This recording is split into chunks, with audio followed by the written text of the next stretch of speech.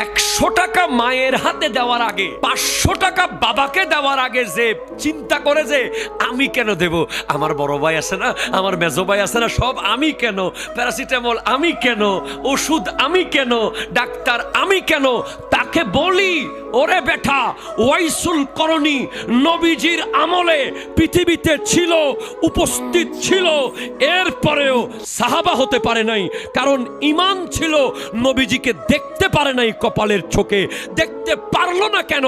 বারবার যেতে চেয়েছে। আমার নবী বলেছে আসিস না, তোমার মায়ের খেদমত করো, তোমার মায়ের খেদমত করলে আমি নবী রাজি হয়ে যাব।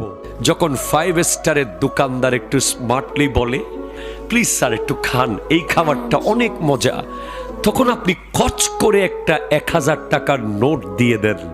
আপনি রেডিসন ব্লুতে গিয়ে 1000 টাকা দিয়ে দেন। আপনি দুবাইয়ের ব্রুজ খলিফায় গিয়ে 500 রিয়াল দিয়ে দেন। হ্যাঁ, ইজ্জত চলে যাবে।